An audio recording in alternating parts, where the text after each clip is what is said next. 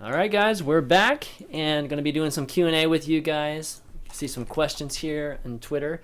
If you guys want to ask your questions, go ahead and tweet me at ChanManV, and we will try to read them out. From the EUD, he asks, do you guys think that this expansion opens up the top 16 to free-to-play players? Or maybe do you think I don't know. Do you think these expansion cards really help free-to-play players right now? Yeah, I mean they're the first wing's accessible for free. It can't hurt. I mean, does he mean like top 16 in terms of getting top 16 on ladder? I mean, I think On that was probably just more of a joking type of thing. But I think that a better question is just like free-to-play generally. Has it been a lot? Is it better now with Nax versus pre-Nax? I'd say so. I mean, with enough arena, you can you get access to so many like top tier cards, right? Like just from unlocking Nax. Like almost every card except like Stone Skin Gargoyle is like very strong. It's like Gargoyle and my X now are like the only two bad ones. So yeah, I think it's a very cost effective way of getting top tier cards. Okay, cool. Trump, you've done a lot of free-to-play, so actually recently Yeah, I mean, too. when I heard free to play, I was immediately going like, oh, but then you won't get the next cards because that requires 700 gold. But yes, you can save that up if you're good enough in Arena. You can selectively choose the wing that you want. Like, you can do your research beforehand on which of the cards you want. For example, if you were to want to build Reynad's Hunter deck, you could just do the Construct Quarter for the... Well, not the Construct Quarter. Which one was the Mad Scientist? Yeah. What was this one called? Is this one, right? Yeah, it's this one. It's this one. Oh, yeah. Construct Quarter. Then you'd want to do the Construct Quarter just as an example. And the free one is the Creeper, and then the Web Spinner is one of them. Okay, I guess that's a bit spread out, but yeah, you can pick and choose. So it does help in that sense. Will you hit top 16? Like, suppose you were to use the Hunter deck we were talking about, and then you don't have Lotheb and Leroy. I think it's still possible. Yeah. I just want to say that like getting top 16 on a free to play account is not only like possible, but it has been done countless times. Gara, when I tried him out for the team, had a free to play North America account where he got rank 3 in NA 2 seasons in a row, playing basic Hunter like with no Leroy. Nice. Like top 3 legend. Like that's on a free to play account like twice, and he's not the only one that's done it. I know of other players that have done it. Their names don't come to mind off the top of my head because they're not players I know personally. Mm-hmm. But yeah, I've heard lots of people getting it for free. Okay, I mean that's good. No, I mean, no, you have to buy all the wings in order. Okay. Yeah, you have to buy them, and yeah, you have to. They only unlock like sequentially, so You can ignore what I just said then. Yeah, correct. it's kind of. Let's see. Jay Crawford, who's Dark Yoda 19 on Twitter asks. He has a lot of explanation of his, I guess, free-to-play account, but he says, at Trump, I've been using your Google site basic decks for some time. Wait, but sometimes straight value doesn't seem to work. Oh, okay. Well, that's not a question so much. Here's his question. This is just the first adventure. Once Blizzard releases more card expansions and adventures, will this ultimately force players to spend money to even compete? And I guess that kind of leads back to what you were saying, Reynad. Is it going to be like other games, like just like Magic and such, where I guess the gap is just going to continue to increase as more cards come out? Yeah, I mean, how much money do you spend on like StarCraft and an expansion in order to play the game? You know, it's like a comparable amount of money could be put into Hearthstone cards, and you'd have access to just about anything you need to be able to climb. Not to mention, you can actually earn the gold playing the game too, guys. I mean, not only just arena, you can actually just grind ladder and get enough gold. I mean, the cap is like 300 a day, I think, or something like that. Like, there is a cap for sure per day, but each wing, like, I think. Is it 100? Yeah. Oh, it's 100. Okay, never mind. Yeah, it's 100 for the 10 gold thing, but then you get quests and stuff, and Yeah. Okay. Yeah. So on the top of the quest. Yeah. Okay. So there's 100. Okay. So for the 10 every 3 wins.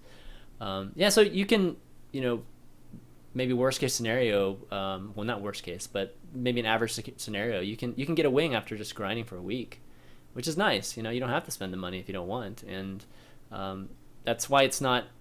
That's kind of why it's like in this kind of weird state, whether it's like, is it pay to win or is it free to play? It's kind of in this in between state because you can actually earn enough in-game currency to do it.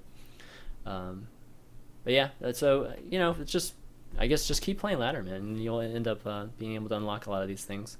Let's see, next up we got. I mean, on that topic, Yeah. I have a UU account, which I did a free-to-play shaman way back in the day, Mhm. and that got to legend. But ever since then, I have just been doing like one arena on average a day on it, and now I've accumulated like a ridiculous amount of gold, and that's just through a combination of arena wins and the daily quests, which are a good amount as well. Mhm. And then you get cards sometimes as rewards. You get a package time, and I can probably build any 3 decks I would like to think off of that account now. So Nice. easy peasy. Yeah. I mean, obviously Trump has a very direct line whenever he's building it from scratch. Just because you probably know exactly what you're gonna do from the standpoint of crafting cards. I mean, that's what you end up crafting a lot of cards, right? Do you craft any cards when you're doing that? Specific ones, just to try to make it as efficient as possible? Yeah, I mean, you try to do the opening the packs first, and then sometimes you get lucky, especially on the commons, and then you craft the remainder. Yeah. Okay. Let's see. A question from Sumadin. A question for Trump and Reynad. Fugue and Nostalgic. Hell, well, we already talked about it. Have you tried it? Is it worth it? It's obviously good. Crockford Jack asks, has Hunter taken the tier 1 spot after the release of the 4th wing? I think Reynad would say yes. I haven't found anything that beats it yet, or I haven't found anything it loses to yet. Well, I know a deck it would lose to, but I don't want to say because I don't want people playing it yet. Right. I really I'll play it. You play it once. Let people figure it out on their own. I really like playing as Handlock, but don't have Leroy. How well can the deck work without the burst? From T-Shades. Pretty well. It's still fine. Play Sunwalkers and stuff instead. It just opens up room for more times. Yeah, I agree with that. We actually saw some of that towards the end of last season. Why isn't Shaman played more with the new cards? Are they capable of being seen competitively constructed? Well, that's a good question. Like I haven't seen very many Shaman, at least the last few days. I don't know. Have you guys seen a lot of Shaman with Baron and Reincarnate and all that good stuff? I actually Yeah, ran into a huge train of shaman recently, Okay. and yeah, seems to the basic shaman that we all know and love is still working well. And sometimes it gets a little spicy, throws in a reincarnate here and there on one of the good targets to reincarnate, like Sylvanas or Karen, or even Rubian Egg. So it's good. It's fine. Reynad? It's Same a thing? pretty good deck. Like it's an interesting deck to experiment with. I think this wing indirectly could have made Shaman really strong, which is kind of surprising because you get Undertaker and Zombie Chow now if you want it, which you didn't really have 1-drops except Argent Squire before, and these are much stronger. So maybe that makes it good enough to, I definitely think Shaman's just getting faster and faster with more cards being released. And traditionally it has a bad matchup against Hunter, but if you have a bunch of cheap big creatures, like curving Undertaker into like Haunted Creeper and Unbound Elemental, that could race Hunter. Could be enough pressure that it's too annoying to kill everything. You get Hex for the big guys. Might be good. Yeah. Chicharito asks, question for Reynad. What do you need to successfully form and manage a Hearthstone team? Wow, that's a big question. Yeah. Did he say successfully? Probably not the right one. Not the right person to ask. Wow. It's you need players, right? You need players capable of winning tournaments. Because you need to win tournaments in order to get invited to bigger tournaments, basically. Beyond that, it's just like a matter of what you're trying to provide your players, like salarying out of pocket doesn't really make sense for a lot of people.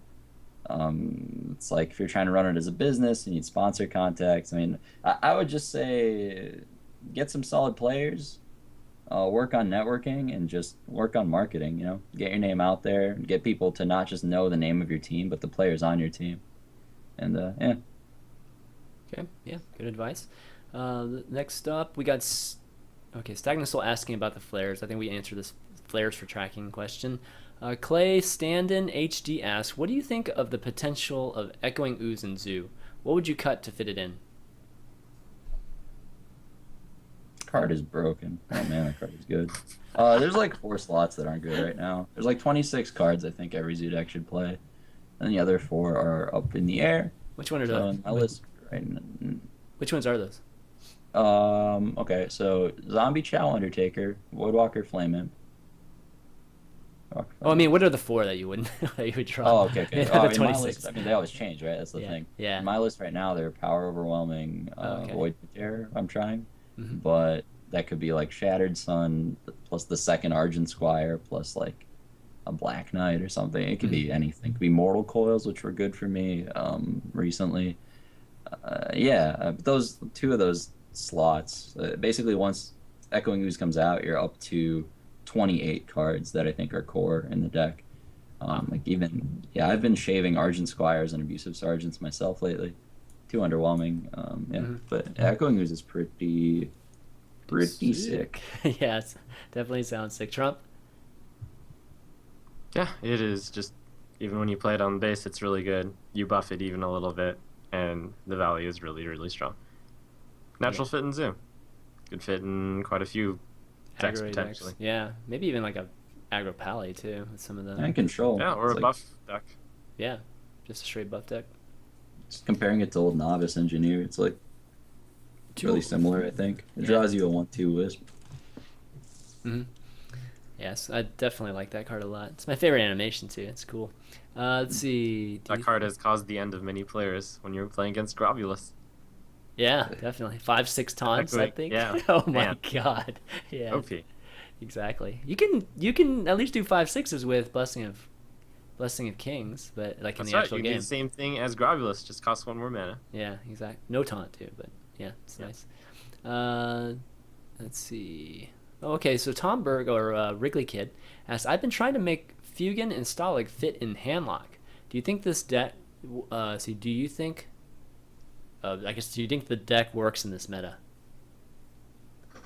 Handlock is a good deck, but you shouldn't put Fugan and Stalag into it because Handlock isn't a control deck. Like, you're playing your threats on turn 4, so on turn 5, you want to be playing cards that get you not killed. So, like, Sludge Belcher is more of the effect you're looking for instead of another giant animal in your giant animals deck that can make a giant or animal. Yeah. So I would recommend, like, more defensive cards after turn 4. Sunwalker, Sludge Belcher, if you're looking for creatures. Mm-hmm. Trump, anything to add to that? That was well put. The unfairness of Handlock is your ability to put out those giant things for cheap, and Stalag and Fugan aren't that cheap. You want to put out the things for cheap and then protect the things like Sunfury Defender, Sludge Belcher. Well, speaking of Handlock, there's a question I figured I'd just kind of attach to this one from Sheep Metal. He asked, what do you think the future of Handlock is with just all these new cards? Trump, I'll kind of start with you. I think it is the decks you see right now in the tournament versions are, I would imagine, about good. I don't think any of the cards from this week or next week offhand will affect it. Okay. I feel like I've played this deck more than most people alive. I've been playing this since like test season 1 a lot. Right. And I think the future of it is going to become an even more robust deck to the point where it might even be able to compete with previously unwinnable matchups like Hunter. Because with more cards getting released, it's becoming less and less one-dimensional. Like, people are adopting the Leroy Burst combo, which is finishing games a lot sooner than it used to.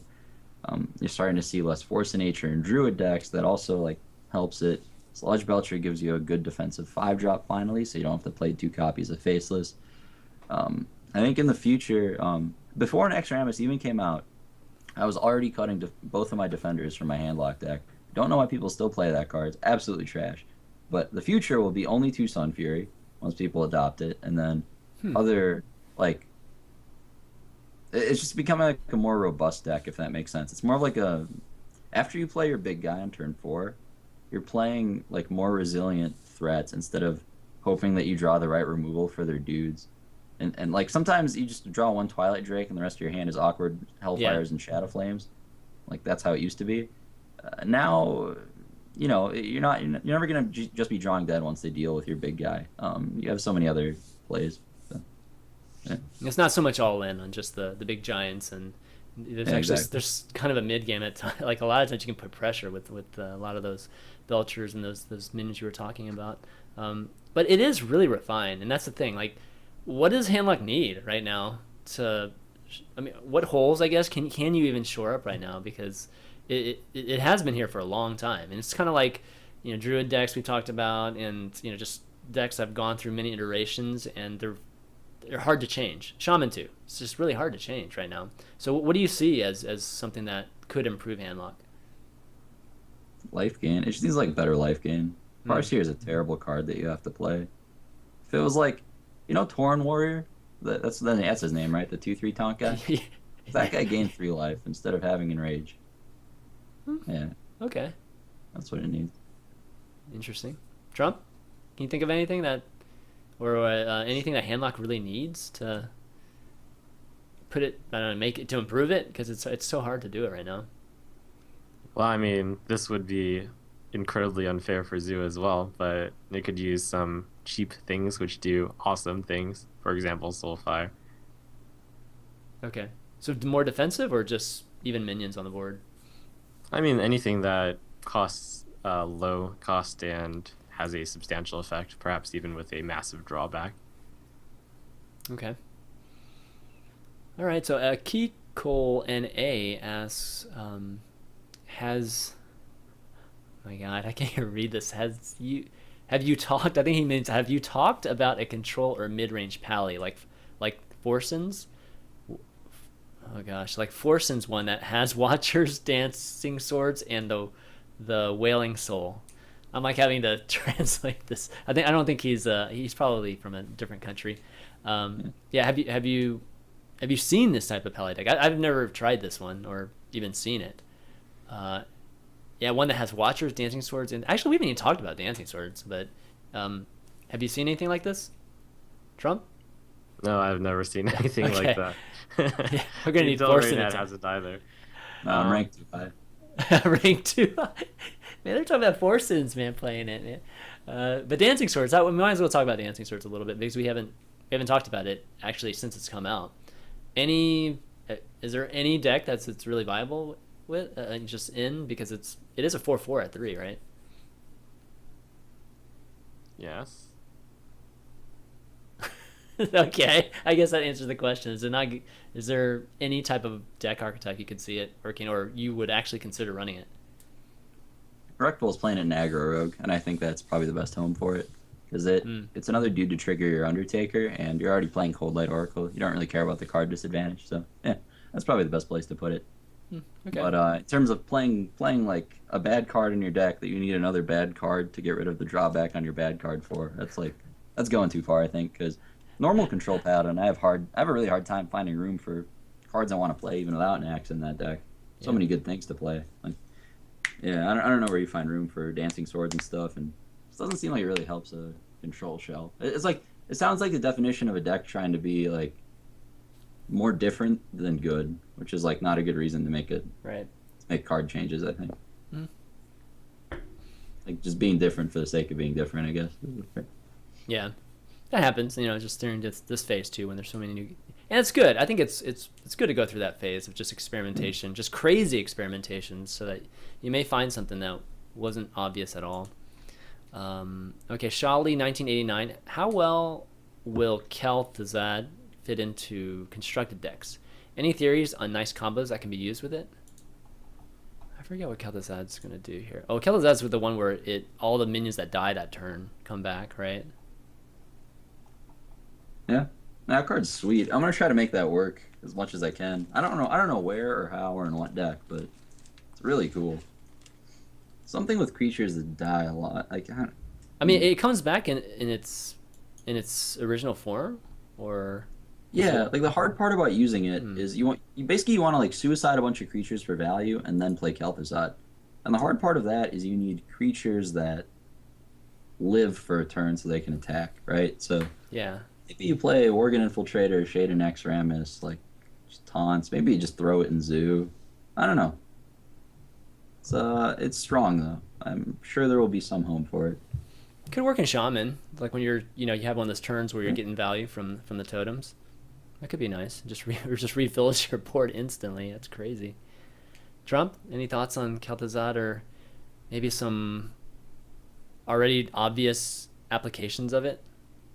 I mean, I think it's trash, Okay. but I understand that it's worth trying.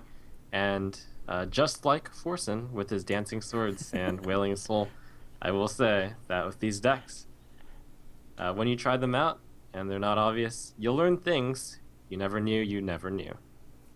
Yeah. Yep. Mhm. Okay. How about we'll get to about let's do three more. Some of these are really fast. Um, Spirit Link Films asks, how do you feel about another version of the Warlock? And he cites particularly the one that Reels played during the VGBN one. I'm not sure if you guys saw that or not. He had Void Callers and Void Terrors and Jiraxis and Infernals, Power Overwhelmings. Lots of ways to basically, um, trigger the Void Caller. That sort of bit. What do you guys think of that? It was pretty interesting when I was watching it, but I'm not sure how viable it is or not. Reynad? Like I feel like no matter how you build that deck, it's either going to be a bad Zoo deck or a bad Handlock deck with the same matchups as either of those decks, depending on like how far you go towards the expensive stuff or cheap card end of the spectrum. So I think it's a really weak strategy personally, and I've played with it a lot. I feel like Warlock is the class I'm most experienced with too. But yeah, I tried making it work. Void Caller is cool, but it's just way too inconsistent. And when you play against a real deck, you just get so wrecked. Like so like you have to run so above average to beat like an average draw from Token Druid or something. Like any deck that's like the hallmark of a good deck is that it's robust. So it can like catch up from behind. It can snowball when it's ahead. There isn't just like one thing that it's lacking, right? Like Shaman, for example, is lacking healing, which is why you rarely see it at the top tier of constructed. Hunter doesn't need healing because it kills them. So like, kill command is the best kind of healing. You kill command them in the face and they're dead. So like basically a deck like Hunter's robust, right? It's got answers to like a flood of That's creatures funny. and like single threats like Deadly Shot, Hunter's Mark. Yeah. What were we talking about? I went We're off. talking about the Void Caller. Right. So Void Caller, right? So this is why it's bad because it's so all in on that one trick. It's not robust, right? It's not robust. You can't. It has like no answers to. You're gonna play like 2 copies of Shadow Flame to deal with a flood of creatures, maybe, but then like you can't really snowball in your head, and it's just underpowered. That's the problem. It's too hard to answer all the different situations that can come up. It's not proactive enough. Lots of problems with that deck. I don't like it. But that's me. Okay, Trump. What do you think about that deck? As someone who hasn't played it yet, but someone who's noted its success in some of the tournaments and has had the dream, like he plays a Void Caller and then he kills one of my 3/3s with it, then plays a Dread Inferno, and then out comes a Doom Guard and swings at my face. That's pretty terrifying. It's pretty good snowball. I understand that's like a situation which they don't get all the time, and in fact it's probably quite rare that they get it, but I think it's got potential. It's Yeah. just that I haven't explored it enough yet. Yeah, I haven't played enough too, but I mean, from what I've seen of it, and Reels obviously has played a lot of it. Um, it's kind of like that priest deck that you were talking about, Reynad, where it's like everything was comboing with each other. Or was it the priest deck Yeah. that you were making? Yeah, everything seemed to have combo with each other. I think that Warlock has that element to it too. So, which makes the Void Caller a little bit more consistent, whether it's Power Overwhelming or it's Void Terror or just all kinds of things, right? And Yeah. then it does have the comeback ability because it has Molten Giants in it too. So My issue with it was not drawing the Void Caller, right? Because then I'm playing with Dread Infernals in my deck on purpose. that's And this is like the Boulder Fist Ogre with the drawback. Okay, well, Like, it that's gets true. them closer to kill commanding me, and it's small and smaller than Bulletfit. I don't know. Yeah, I mean, consistency definitely is definitely Yeah, I'm just too can be a hard on it, concern. probably. I don't know. His version is definitely something like 8 cards off of what I was playing, which is a huge difference, Oh, obviously. yeah, that's a ton. But that tells you a lot about Warlock. You can build so many different decks with Warlocks. Yeah. Even with that addition with the Void Collar, and all these tournaments, you can only choose one Warlock. So I wonder if that will ever change. You guys think the tournament formats will ever change, where you can have multiple of a class? I wish. No, that'd probably be horrible. You just play So like 300 decks. It has no bad matchups. yeah, well, I guess there would have to be some stipulation of number of different cards. Otherwise, it'd just be like sideboarding, like Yeah. crazy sideboarding, or just even minor sideboarding. Okay, let's see. There was a card. Okay, here we go. Stormcrier asks, as a former MTG Pro Tour player, I miss cards like opponent discards a card, since you can hold a third of your deck. Since you can hold a third of your deck in your hand, like right now in Hearthstone. What are your thoughts on that type of text? Trump? Well, personally, I think it's fine, and I think that it would be a good counter to stuff that needs to hold cards in their hand, like combo decks right now. Right now, the only counter to combo decks is you have to kill them very quickly before they combo. But with the discard, you could get their Force of Nature, you get their Leroy, potentially a Shadow Step. I understand that there is a philosophy right now that Blizzard holds, the Hearthstone team holds, that forcing your opponent to discard cards isn't fun. So therefore, they're trying to avoid it. I personally have no problem with it, and I think that it could be incorporated in a way which isn't as simple as like a spell. The opponent discards some cards, but you have to like jump through some hoops, like maybe a death rattle effect or something. I think it could be introduced, although with a lot of like, it would be a struggle to have the Hearthstone team implement a unfun strategy and unfun Yeah. deck concept. And fun's always been like their main priority when it comes to Hearthstone. Reynad, your opinions on that? Yeah, so I agree with Blizzard on that philosophy of not having cards like that, but there are a million other reasons why I think that effect has no business in a card game. But the big thing for me is that, yeah, I agree with Blizzard. They don't want to have those kinds of effects, but they are sort of backpedaling on that philosophy. Like, they made Loatheb, which is a card that by definition limits what your opponent can do on their turn. They made another Fairy Dragon, which I've gone off on so many times on stream. That angers me so much. I hate that mechanic so much. Just like limits interaction by definition. I think it's really bad. But anyway, they don't really follow that philosophy, right? Because Loatheb is like a card that punishes you or like hurts your opponent and stuff. So maybe they'll incorporate something like that in the future. But for those of you who haven't played with discard spells, like picture like a 1-mana card like Mind Vision. You look at your opponent's hand, you pick a card, and they discard it, right? And you take like 2 damage, right? It's a card like that in Magic. And it's a terrible effect because its text isn't they discard that card. It's they discard that card, search their deck for that card, and put it on top of their deck. And then you have a bad beat story to go off on for the next 2 hours about how you lost this game because you just made them discard it and then they drew it immediately and you lost because of it. Like, oh my god, I hate It those puts it on the effects. top, so you actually do draw it back? Is that how it works? And what? It's not how it's written to work, but it is how it works. Oh, in is it? Okay. Yes, you'll take I don't their know. Force of Nature, and there is a 99% chance that the card on top of their deck is Force of Nature. I guarantee you. Anyone who's played Okay. Magic will tell you that. It is beyond tilting. The words can't describe. I hate that kind of effect. So I always play Counterspell, because they at least have to spend mana on their thingy before they top deck the second one. Oh my god, I hate Thoughtseize so much. Everything is wrong with cards.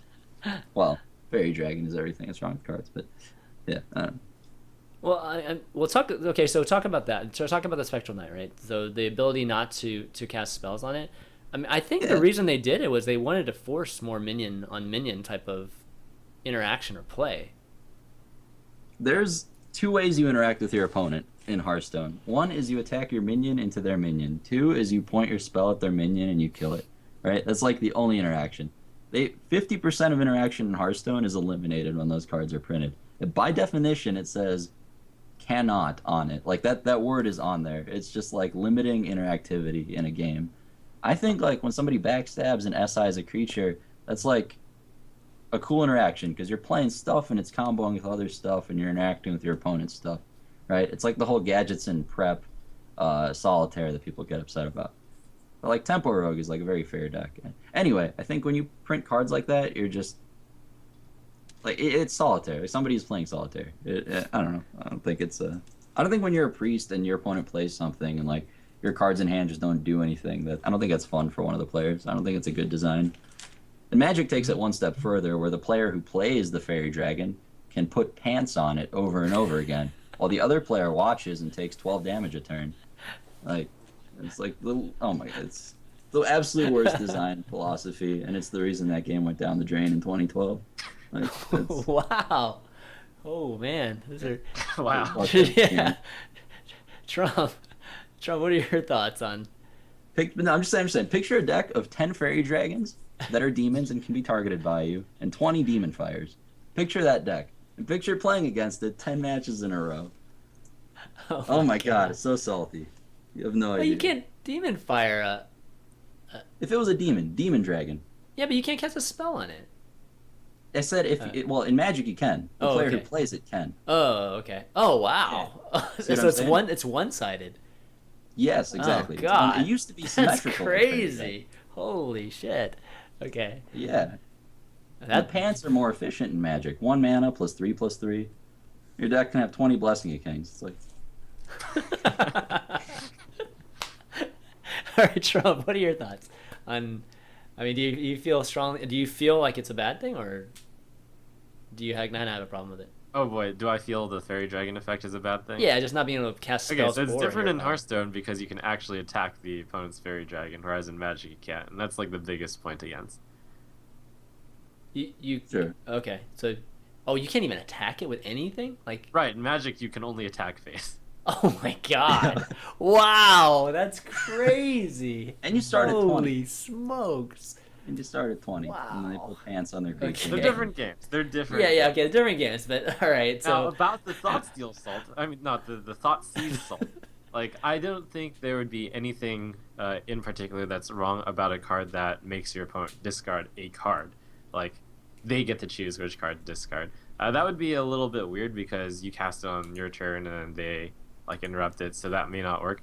But there's also, like, one of the cards that I would really like to see is something where you have to name a card in their hand, and then if you name right, like they discard that card or all copies of the card. That's going to be difficult. That's very difficult to implement in a game like Hearthstone, but it would be cool. So like very situational discard, where there is this interaction, would be cool. wow, yeah, the UI would actually be interesting. You get to type in the name of the card, and it's a cool concept though, risk reward type of thing. Definitely interesting. What do you think about the whole just not being able to attack and just that whole element? Not just the fairy dragon element. Like, do you dislike it? Like it? What do you mean the not being able to attack your opponent's creatures thing? Or? No, just the spectral knight and the fairy dragon. Just introducing yeah, it's just that. like on a moral standpoint. It's not like they're OP or anything, but Yeah, Trump. I kind of just Trump's opinion on it. Like, Wait, in Magic? no, in Hearthstone. Just do you not like that? Do you that they could be. Yeah, do you like the spectral knight? I guess is what I'm trying to Oh. say. Like, I think it is more fine in Hearthstone because they are trying, just like Lothar, they want to make the game more interactive and less solitaire. So therefore, when you have more minions on the board, there's naturally more interaction. So therefore, if you have cards which can only be dealt with minions, that encourages a more minion-based gameplay. So I do appreciate that stance. okay, so you kind of you feel pretty opposite of Reynad on that. Interesting. Yeah, it's like two different opinions. I would just Yeah. gut preparation. I would make preparation cost 4 mana and have the same exact text. That would be my approach to solving the problem. Because I think that's, like, Miracle Rogue is the only deck that violates that. Mm-hmm. Yeah. And a deck like Freeze Mage should be allowed to exist for the sake of variety. There is an amount of interactivity with that. You can silence your own guys and stuff. Well, now that you Not have a- Wailing Souls, Freeze Mage, I think should absolutely be be allowed. Like they should allow for that to happen a lot more now. Whether it's unnerfing or whatever. It's just some of the cards in the past. I don't know, but they have an answer to that now. Just the stalling aspect. We can actually play a card now that actually breaks that for or plays well against that, or just totally denies Freeze Mage. Okay, let's see. One more question. How about Jordan28 Norris? He says, I've been using Deathlord in Zoo, and it seems like it's working well. What do you guys think about it in Zoo? And maybe if it replaces Dark Iron Dwarf. This is what he says. It's good in the mirror. I wouldn't replace Dwarf, but I would play it in that flexible, like Shattered Sun Cleric slot with mediocre cards. Like Power Overwhelming, Void Terror, all that stuff's cuttable. Yeah, you could try it. I've played against it, and yeah, it seemed really good in the mirror. Trump? Really good in the mirror. I think it's weak against... it's naturally weak against quite a few things, like the Shadowward Pain, like the Slam Execute. Mm-hmm. Just, you'll increase your matchup against Zoo, you'll decrease your matchup against everything else. Those decks which can efficiently remove a high cost or a high health minion, and then they sometimes will win the game. So you make the choice. Okay, cool. Yeah. All right, guys, that's going to be it for the questions. But everybody, thanks for writing them in. We didn't get to quite all of them, but tune in next week and we'll definitely try to get them in. But I'm going to wrap up the show. Great show today. It's great talking about the Construct Order with you guys. Reynad, always a pleasure having you on. Always have some great insights on a lot of the cards and just everything. So really, really cool. You want to do some shout outs, thank yous, last thoughts, anything like that? Yeah, shout out to Tempo Storm. I'm official mascot. Let's try to ignore my performances. But the rest of the guys are winning tournaments left and right, and I'm proud of them. And yeah, I think Hype's gonna win BlizzCon. Wow, All that. okay. Yeah, it'll be cool to see. Awesome. Yeah. TempoStorm.com. Become legendary. There we go. Trump? Yeah, go TSM. And also, well, just in general, I will be participating in a few upcoming tournaments. The Well Played Cup in a week, next Saturday. And I look forward to seeing any viewers of Valleytown over at PAX. I will also be there. So shout out to PAX and everyone going there and having a good time. Awesome. Yeah, me too. I'm actually going to that too. Yeah. That's soon, isn't it? It's 2 weeks, I believe, 2 right? weeks, Yeah, to the end of it, August, yeah. Yeah, you going right now? Absolutely, yeah. It'll be really fun. Yeah, I should. Seattle's fun too, man. It's you guys have a good time for sure. But I'll round things out. I'll just thank all you guys for watching today, and the VODs, of course, will be on youtube.com/ChanManV as always right after the show. I'm actually going to be hosting an open tournament in tandem with Life Coach and the folks that do what used to be the Reddit Open. They've kind of renamed it now, just the kind of weekly open tournaments. So I'm going to be doing an open tournament that's going to, the winner's going to qualify for, the BlizzCon qualifiers also.